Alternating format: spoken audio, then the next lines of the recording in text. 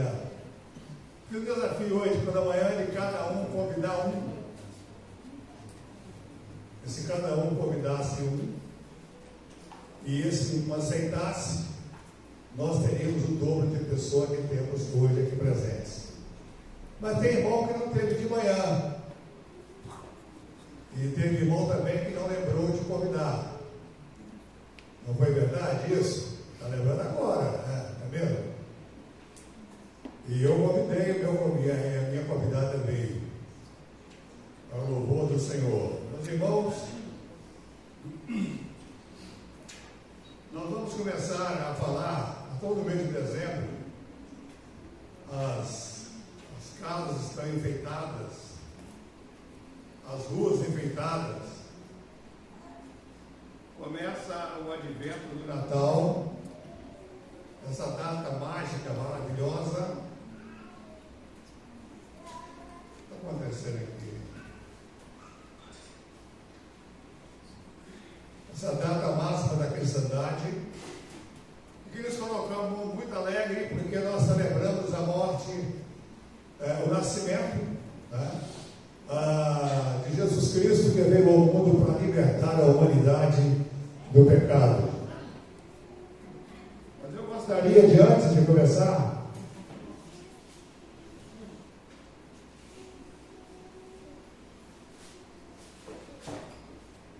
queria dar uma pendente que o diabo pensar na hora que o pastor está.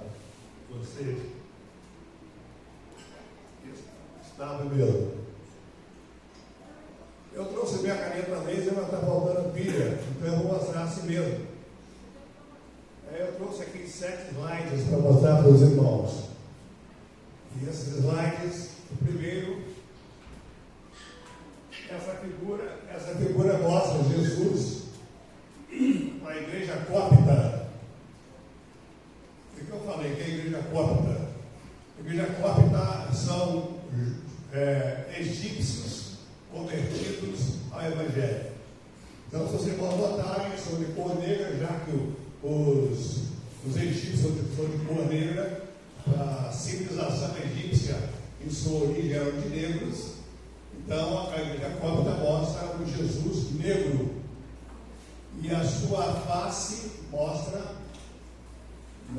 que ele é negro. É a igreja cópita.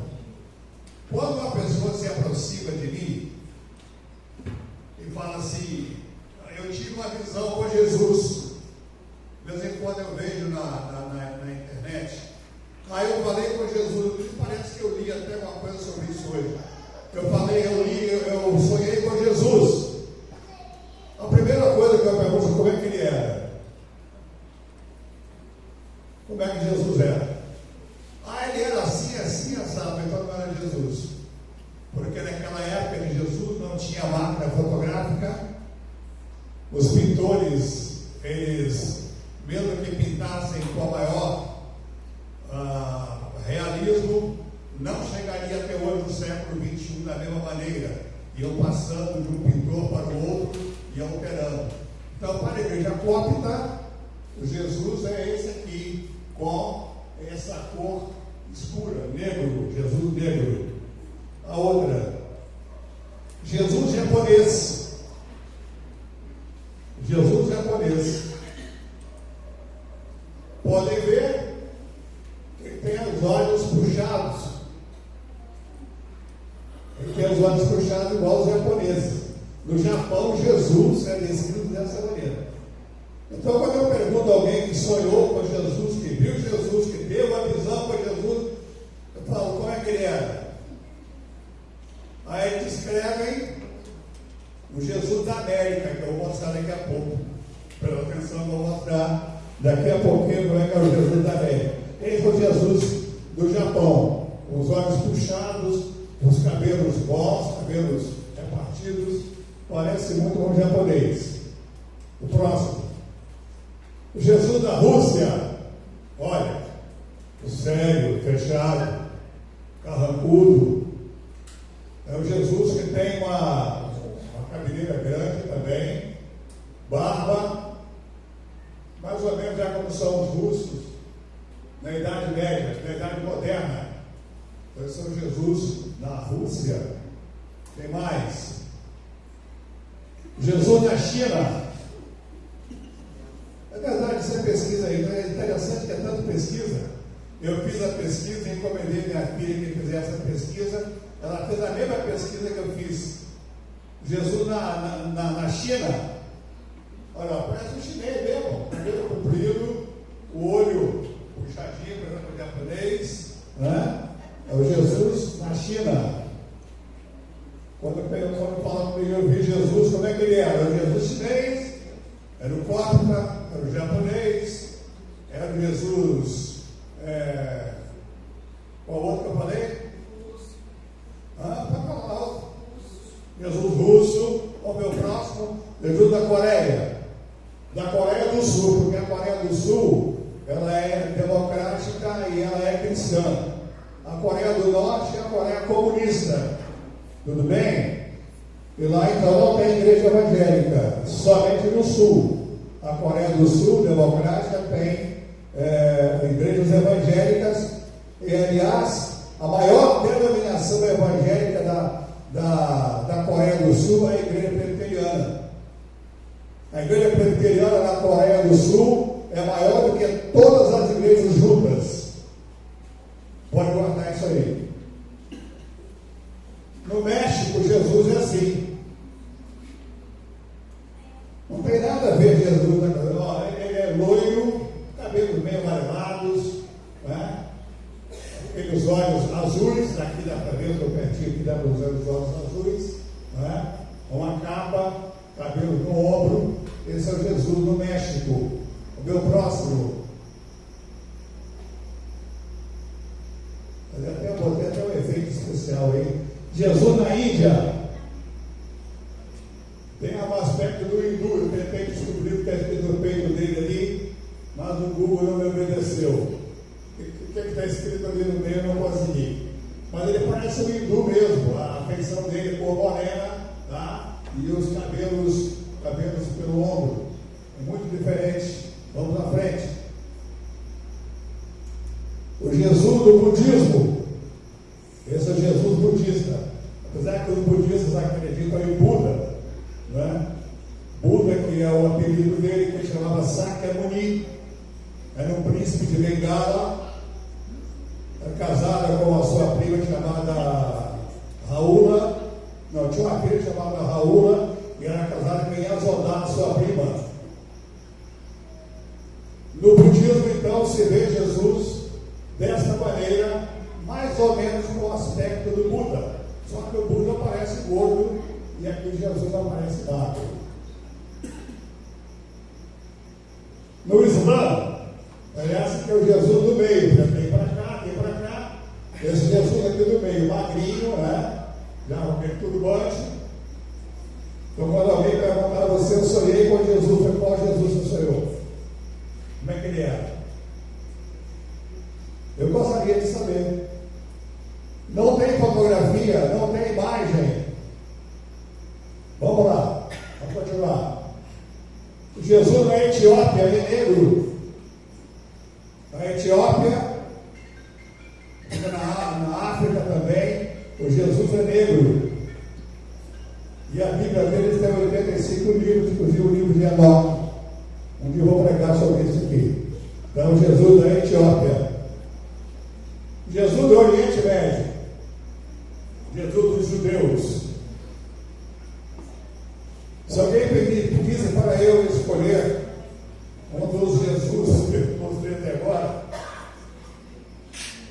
a aparência que eu mais daria crédito é essa aparência. Tá? Mas não estou dizendo que ele é desse jeito. Eu daria mais crédito, porque ele é o Jesus dos judeus. Os judeus têm como referência. Tem os quadros, as gravuras.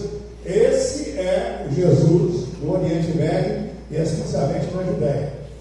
Esse é o Jesus. Tá? Esse é o Jesus da América. Jesus aqui no Brasil. Jesus da América. Tá bom? Muita gente que sonha com esse Jesus aqui. Jesus da América. Eu já vi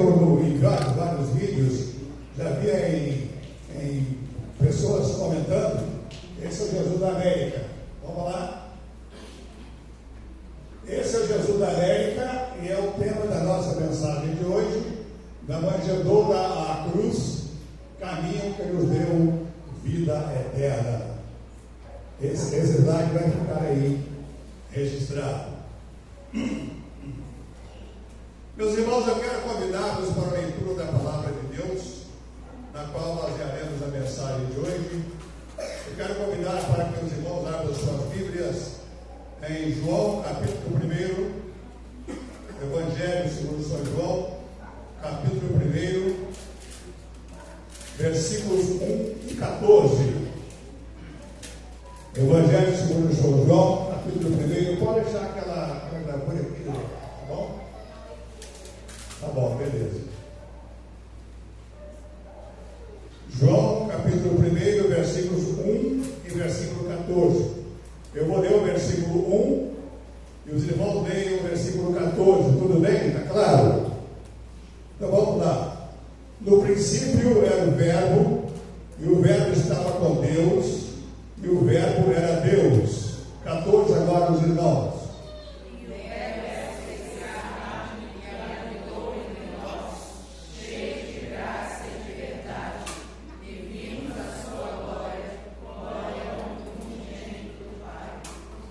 Amém. Senhor Deus, nós abrimos agora a Tua palavra, fazendo a leitura, e vamos, ó Deus amado, explicar o que lemos para a Tua igreja aqui presente. Que nós não falemos, ó Pai amado, de nós mesmos, mas falemos inspirados pelo Teu Santo e Divino Espírito. Toca o coração de cada um de nós, Senhor, para que nenhum de nós que aqui entremos nesse templo nessa noite saiamos da mesma forma, mas saiamos com o nosso coração repleto de alegria e transformado pela Tua palavra, em nome de Jesus. Amém.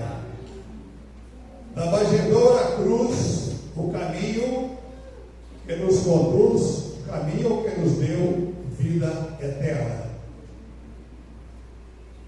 Meus irmãos, nós vivemos num mundo em que fala muito em liberdade. A palavra liberdade tornou-se como que uma frequência no meio de tantas pessoas. Fala muito em liberdade, mas poucos conhecem o que é liberdade, o que é ser livre. Eles falam de liberdade política, de liberdade de expressão. Muitos falam de liberdade econômica, mas nesse Natal, já que estava abrindo hoje o advento do Natal, as igrejas começam no primeiro domingo a falar do advento do Natal. O Senhor nos lembra que é uma liberdade muito mais profunda, a liberdade que nasceu em uma manjedoura, a liberdade que nasceu em uma manjedoura. Naquela noite simples de Belém, o céu se curvou sobre a terra, os anjos cantaram, os pastores correram, e o mundo ouviu o primeiro choro do Salvador, aquele que veio ao mundo para salvar a humanidade. Mas naquele choro, meus irmãos, na verdade era o choro da libertação. Era o choro da libertação do pecado. E cada lágrima do menino Jesus era como se ele dissesse: eu nasci. Glória a Deus. Eu vim ao mundo para libertar o meu povo da condenação eterna. Cada lágrima do menino Jesus é uma proclamação de liberdade. Glória a Deus. Eu quero dividir nossa pequena meditação de hoje em 3 tópicos. O primeiro tópico é a escravidão que o mundo não vê. quando o mundo não vê. Os homens podem mudar governos, assinar constituições e proclamar repúblicas, mas nenhuma lei humana pode libertar o coração de um homem das correntes do pecado. A verdadeira prisão não estão nas grades de ferro, mas nas algemas invisíveis da alma humana. Quantas pessoas na noite de Natal vestem roupas bonitas, compram roupas bonitas para vestir no Natal, sorriem nas fotos, fazem jantares com comidas variadas, mas por dentro carregam correntes pesadas de pecado, correntes de culpa, correntes de medo, correntes de rejeição, correntes de lembranças que doem até o mais profundo da alma humana. Quantos vivem livres por fora, mas escravizados por dentro? E foi por isso que Jesus nasceu. Foi por isso que ele não nasceu em um palácio. Por isso que ele não nasceu rodeado de soldados. Por isso que ele nasceu em um estábulo, no coxo, onde os animais comiam, para mostrar que a verdadeira libertação não começa no poder político, mas começa no coração do ser humano. E naquela noite simples de Belém, o que era do céu, o que era da majestade celestial, se encarnou na terra, e o Verbo se fez carne. Versículo 14 do 1 João. E habitou entre nós, o Verbo fez carne, e habitou entre nós, cheio de graça e de verdade, e vimos sua glória como a glória do unigênito do Pai. O Verbo se fez carne. Os anjos cantaram, os pastores correram, o mundo ouviu o primeiro choro do Salvador. Mas irmãos, aquele não era um choro qualquer, era um choro da libertação da humanidade. Cada lágrima do menino Jesus no colo de sua mãe Maria é como se ele dissesse: eu vim para libertar o meu povo, eu finalmente vim, o Pai me enviou para que ninguém se perdesse, eu vim para buscar os reunidos, eu mais tarde vou morrer em uma cruz, sim, vou morrer em uma cruz, mas nessa cruz que eu morrer, levarei os pecados da humanidade, do passado, do presente e do futuro. Cada lágrima do menino Jesus criança era uma lágrima de libertação. Em segundo lugar, a manjedoura, o trono da graça. Aquela manjedoura foi o primeiro trono do Rei dos Reis. Jesus é o Rei dos Reis. Ali, naquele coxo, onde os animais comiam, repousava o pão da vida. E ele disse: eu sou o pão da vida. Aquele que em mim comer jamais terás fome. Ali, naquele coxo, naquele estábulo, onde os animais viviam, onde o mundo via a pobreza, o céu via a glória do amor do Redentor Jesus. Enquanto o mundo dormia naquela madrugada, Deus estava mudando a história da humanidade, fazendo com que Jesus nascesse. silêncio da noite nascia a liberdade eterna. No silêncio de uma noite fria, porque é inverno na Palestina nessa época, estava nascendo o Salvador. E enquanto o Império Romano dominava o mundo pela espada, Deus estava enviando o seu Filho para dominar o coração do mundo pela cruz, onde Ele levou os nossos pecados pela eternidade. Enquanto César proclamava a sua autoridade, o menino Jesus nascia em silêncio. E ele dizia: o meu reino não é deste mundo. João 8,36.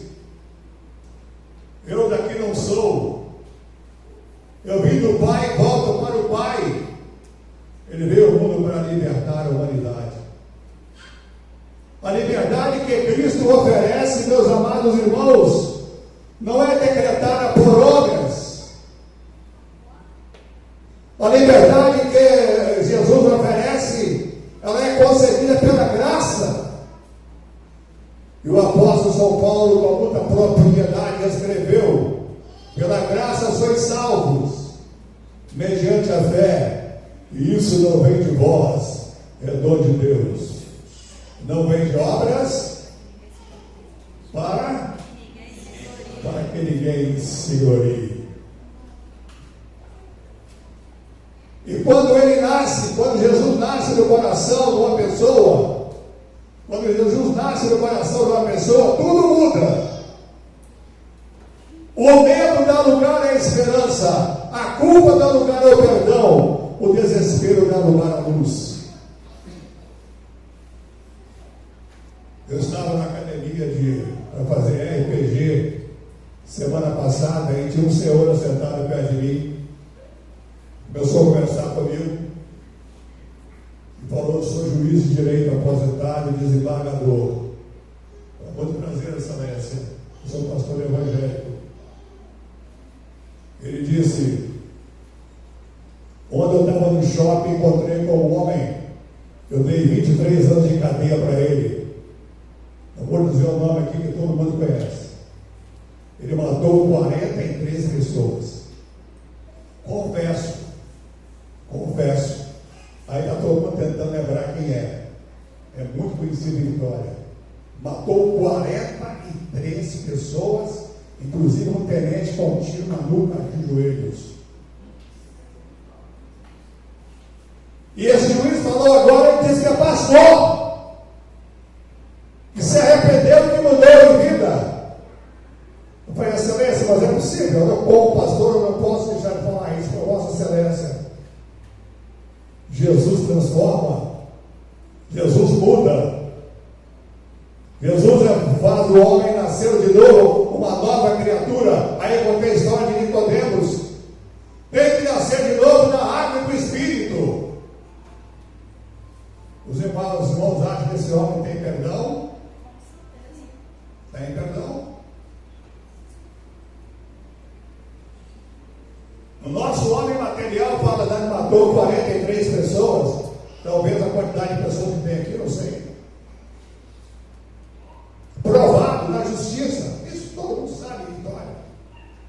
Não é segredo, é pastor da igreja hoje. Enquanto ele nasce no coração do homem, o homem muda completamente. A esperança, o medo dá lugar à esperança.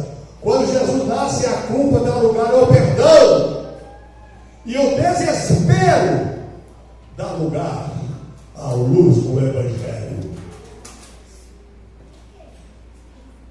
Quantos nessa noite estão sorrindo por fora, mas estão chorando por dentro? Quantos desejam paz, mas não conseguem encontrá-la? Vou contar uma história aqui, um pouco triste, mas faz parte do sermão. Existia um garoto chamado Juninho, vou botar o nome de Juninho. Juninho era um menino de 5 anos de idade, estava completando aniversário, e os pais então resolveram fazer uma grande festa para ele. E a festa era cedo, às 5 horas da tarde, aniversário de criança é cedo. Mas só que alguns momentos antes de começar a festa de aniversário, começou uma chuva torrencial. Chovia muito. Caía uma chuva torrencial, de alagar mesmo. E começaram a chegar algumas pessoas com capas molhadas entrando pela casa e procurando lugar para colocar a capa para escorrer. E foram colocando as capas. E quando deu 8 horas da noite, diz: agora vamos cantar os parabéns. Não veio muita gente, mas vamos cantar os parabéns para o Juninho. Ele deve estar brincando aí com algumas crianças, onde é que está o Juninho? E começaram a procurar o Juninho. E procuravam o Juninho e não encontravam o Juninho. Onde estava o Juninho?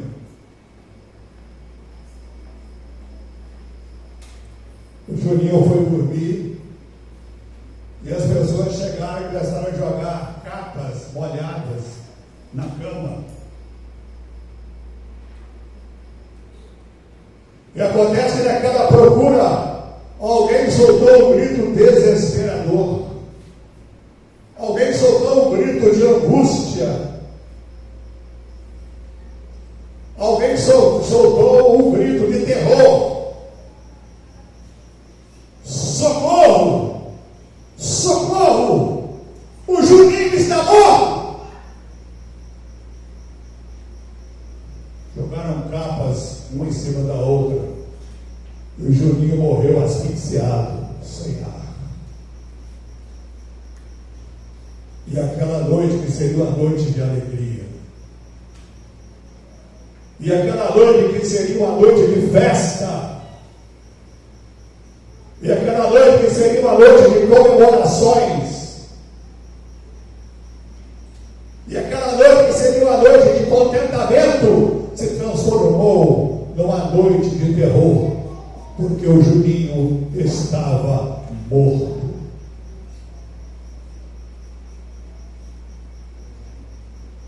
Meu irmão, minha irmã, com muito carinho vou te falar uma coisa. Eu, como pastor, como ministro do Evangelho, como pastor jubilado, pastor há 51 anos, vou vos falar uma coisa.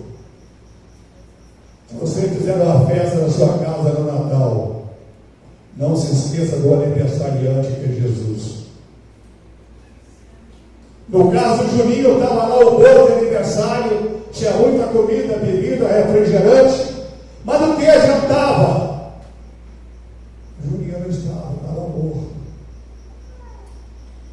Tem muitas pessoas matando Jesus no dia do seu aniversário. Fazem comidas variadas, comem, bebem, se embriagam, fazem festas, mas nem se lembram do aniversariante Jesus, que um dia nasceu para redimir a humanidade. Você vai responder comigo que isso é sério. Então eu quero fazer um compromisso com você nesse culto de advento. Se você deu uma festa na sua casa, você deu jantar e receber familiares, parentes, amigos, allegados, vizinhos, não se esqueça de separar alguns minutos para agradecer o aniversariante que é Jesus, porque do contrário estarão comemorando o aniversariante e ele ausente. Se você estiver numa casa onde as pessoas não são evangélicas, pede para se afastar um pouco, afasta um pouquinho, vai para a rua, para uma esquina, e ali veja os seus olhos e agradeça a Deus. Oh Deus, eu te agradeço, porque hoje Jesus nasceu na liberdade. Jesus nasceu para morrer pelos nossos pecados e nos conduzir para a vida eterna. Da manhã manjedoura, a cruz, o caminho que nos leva à salvação. Não adianta nada ter grandes presentes, trocar presentes, amigo X, comer e beber se o aniversariante está ausente. E tem gente, a maioria não se lembra, não crente. Talvez tem crente também que não se lembra. Mas tem pessoas no mundo que celebram o Natal e fazem festas, mas nem por um segundo qualquer se lembra que Jesus nasceu. O grande aniversariante está ausente. É por isso que Jesus veio, não para fundar um novo império, mas para libertar o coração, o mundo humano das trevas do pecado. Vamos para o nosso último ponto, para terminar. O terceiro ponto, a proclamação do reino de Deus. Na cruz, Jesus proclamou a maior independência da história, quando ele disse: está tudo consumado. Já falei uma vez aqui, vou repetir. A palavra consumado em grego quer dizer tetelestai. Eles encontraram documentos escritos tetelestai, as pessoas que pagavam contas, que pagavam dívidas. Eles encontraram carimbos dizendo tetelestai.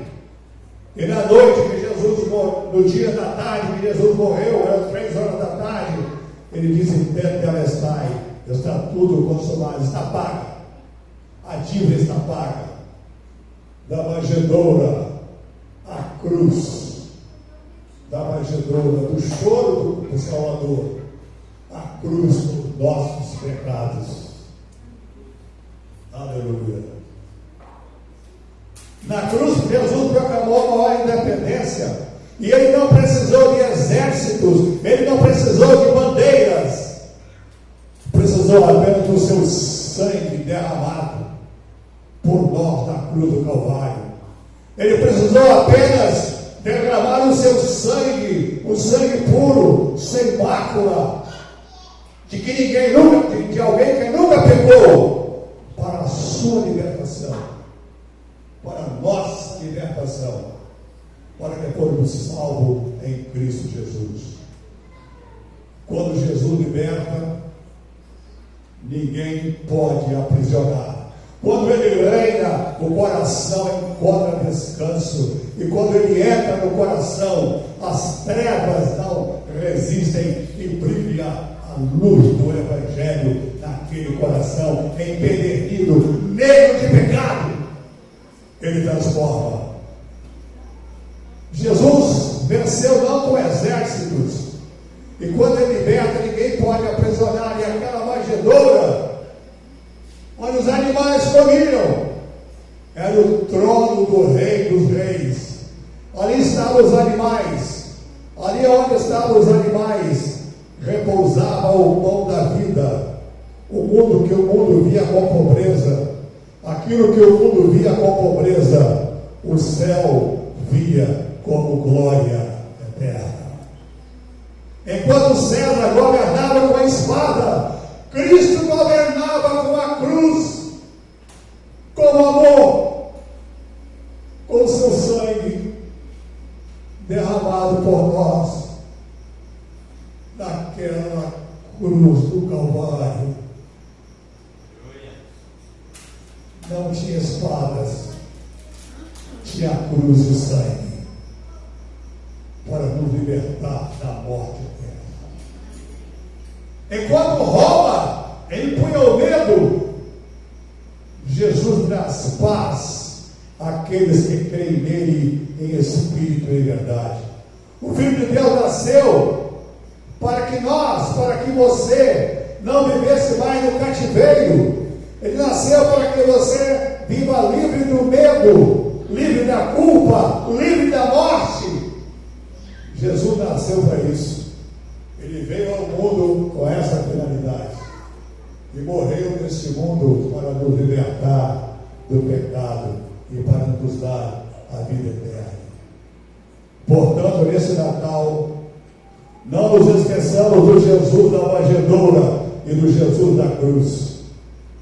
Lembremos do Jesus da manjedoura que nasceu. Não se esqueçam de orar na noite de Natal, na ceia de Natal. Não se esqueça, meus irmãos. Se estiver convidado na sua casa, manda parar um pouquinho. Se tiver até aquele vinhozinho para tomar, vamos parar um pouquinho, vamos orar. A noite que Jesus nasceu, cada choro eu vim libertar meu povo. E aqui ele diz: está tudo consumado. O homem está livre dos seus pecados. Já está pago. Não precisa pagar mais nada. Está escrito embaixo com letras de sangue: está consumado. Glória a Deus nas alturas, paz na terra aos homens de boa vontade. Portanto, nesse Natal não nos esqueçamos nem da manjedoura e nem da cruz. Nesse Natal, Deus quer fazer algo novo dentro de você, meu irmão, minha irmã, que entrou nesse templo pela primeira vez, ou quem sabe a segunda vez, ou quem sabe várias vezes. Talvez você esteja cansado, coração ferido, ansioso, preso por algo do passado. Mas o mesmo Jesus que nasceu em Belém, na vila de Belém, quer nascer hoje, sabe onde? No seu coração. Talvez você esteja cansado, talvez você esteja preso às circunstâncias, dominado por um passado que te persegue. Mas o mesmo Jesus que nasceu em Belém quer nascer hoje no seu coração. Quando o Filho de Deus nasce dentro de nós, o orgulho morre, a vaidade se cala e a alma descansa, porque Jesus expulsa tudo aquilo que é ruim. Ele veio para libertar você do medo, da solidão, da ansiedade, do pecado, e por isso ele pagou um preço muito alto. Ele morreu na cruz do Calvário. Em vão, se você não aceitá-lo como Salvador, você está dizendo que ele morreu em vão. Acredite, ele morreu por você sim. E todos que vêm a mim, diz Jesus, de maneira nenhuma lançarei fora. Não é a liberdade que o mundo dá, nem é o governo que possa garantir. É uma liberdade que vem do alto, que vem do céu, uma liberdade que está conosco mesmo nas maiores tempestades da vida. Para concluir, amados irmãos, olhamos para o caminho percorrido por Jesus. Da manjedoura à cruz, somos confrontados com o maior amor já revelado à humanidade. Aquele que nasceu entre animais, envolto em simplicidade e pobreza, escolheu descer até o ponto mais baixo da condição humana, para nos elevar até o ponto mais alto da graça de Deus. Desceu a condição humana mais baixa para subir a parte mais alta da graça de Deus. Da manjedoura, ele nos mostra a humildade. Ele se vê nosso Salvador na manjedoura. Na manjedoura, ele se fez homem, e na cruz se fez oferta por nós, pecadores. E hoje temos desse trajeto sagrado, somos chamados não apenas a admirar esse amor, mas responder por ele. Cristo não percorreu esse caminho em vão, para que fôssemos meros telespectadores, para que fôssemos alcançados e transformados e conduzidos para a nova vida. Que a manjedoura de Jesus nos lembre que Deus entra nas áreas mais simples da nossa vida para nos transformar e nos dar a vida eterna. Que a cruz lembre que você que Ele cura aquilo que você não pode curar, que perdoa aquilo que você não pode perdoar, e pode apagar e abrir o futuro que jamais poderá construir sozinho. Portanto, saiamos daqui hoje com um coração cheio de gratidão. O menino que nasceu por nós é o Cordeiro que morreu por nós, é o Senhor que vive e que reina entre nós para sempre. Quando Jesus nasceu, os anjos cantaram: glória a Deus nas alturas e paz na terra aos homens em quem Ele intervém, libertos pelo amor. Quando Jesus morreu, Ele disse: está consumado, está paga a dívida. Na manjedoura, na cruz, o caminho que nos deu a vida eterna. Que Deus nos abençoe, que Deus nos guarde, hoje e eternamente. Amém. Glória a Deus.